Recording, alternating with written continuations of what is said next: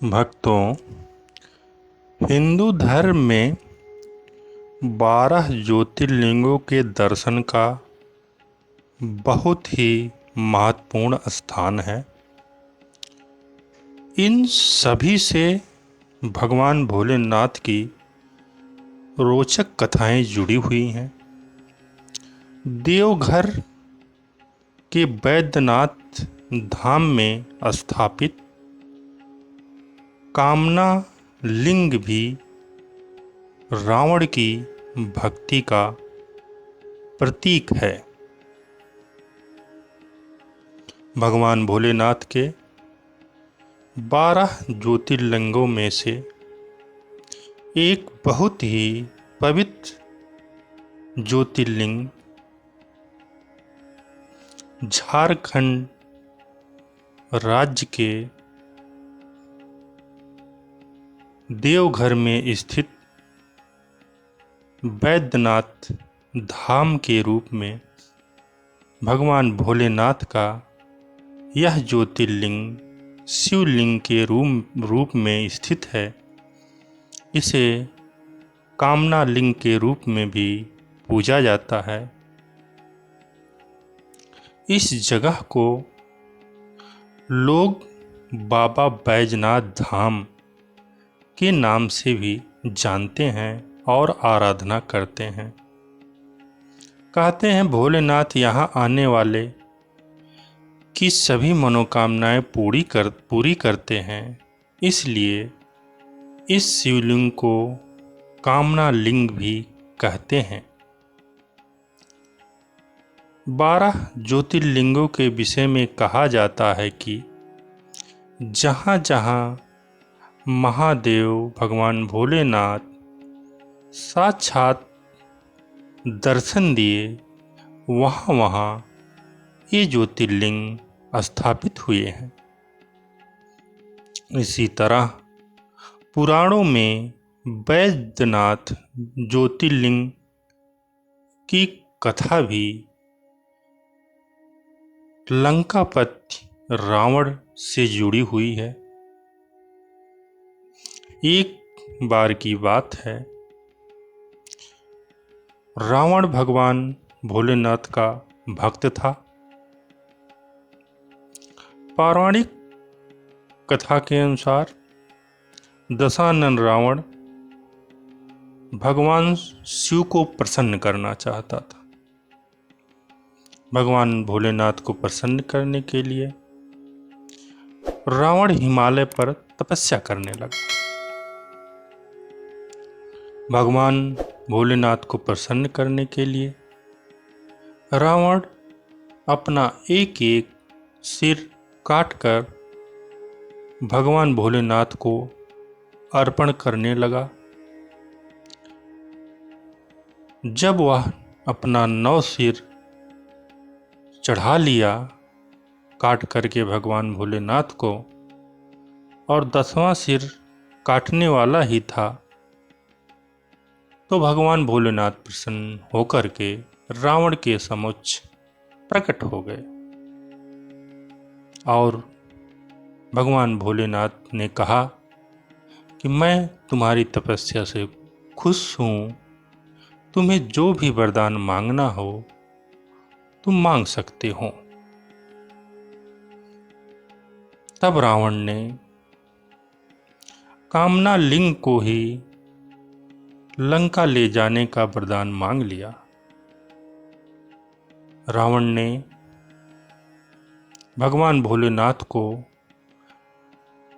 एक लिंग के रूप में लंका ले जाने के लिए वरदान मांगा। रावण के पास सोने की लंका के अलावा तीनों लोकों में शासन करने की शक्ति तो थी ही, साथ ही उसने कई देवता, यक्ष और गंधर्वों को कैद करके भी लंका में रखा हुआ था। इस वजह से रावण ने ये इच्छा जताई कि भगवान शिव कैलाश छोड़कर लंका में रहें। महादेव ने उसकी इस मनोकामना को पूरा तो किया, लेकिन भगवान भोलेनाथ ने रावण के सामने एक शर्त रख दी। भगवान भोलेनाथ ने कहा, रावण, मैं तुम्हारी इच्छा पूर्ण अवश्य करूँगा। मैं तुम्हारे साथ शिवलिंग के रूप में लंका चलने के लिए तैयार हूँ, लेकिन शर्त ये है कि तुम इस शिवलिंग को कहीं भी जमीन पर नहीं रखोगे, क्योंकि अगर तुमने कहीं भी इस शिवलिंग को जमीन पे रख दिया तो फिर मैं वहीं स्थापित हो जाऊंगा। तुम मुझे फिर वहाँ से उठाकर लंका नहीं ले जा पाओ। रावण ने कहा, ठीक है प्रभु, मैं कहीं नहीं रखूंगा और आपको लंका अवश्य ले चलूंगा। रावण ने भगवान भोलेनाथ की शर्त मान ली। इधर भगवान शिव की कैलाश छोड़ने की बात सुनते ही सभी देवी देवता चिंतित हो गए। इस समस्या का समाधान के लिए सभी भगवान विष्णु के पास गए। तब भगवान विष्णु ने एक लीला रची। भगवान विष्णु ने वरुण देव को आचमन के जरिए रावण के पेट में घुसने को कहा। इसलिए जब रावण आचमन करके शिवलिंग को लेकर श्रीलंका की ओर चला तो देवघर के पास जो झारखंड राज्य में स्थित है उसे बहुत तेजी से लघुशंका लगी।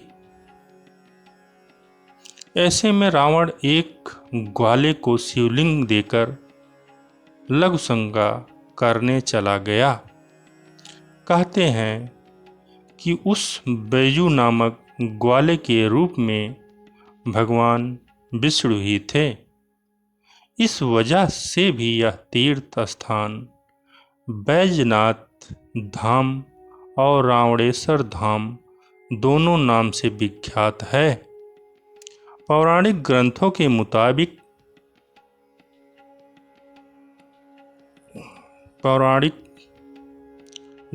के मुताबिक रावण कई घंटों तक लघुशंका करता रहा, जो आज भी एक तालाब के रूप में देवघर में है। इधर बैजू ने शिवलिंग धरती पर रखकर उसको स्थापित कर दिया। जब रावण लौट कर आया तो लाख कोशिश की शिवलिंग को उठाने की, परंतु वो उठा नहीं पाया।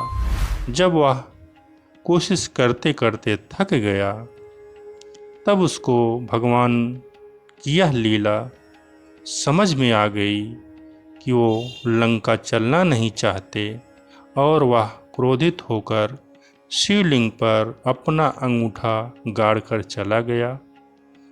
उसके बाद भगवान ब्रह्मा विष्णु आदि देवता ने आकर उस शिवलिंग की पूजा की।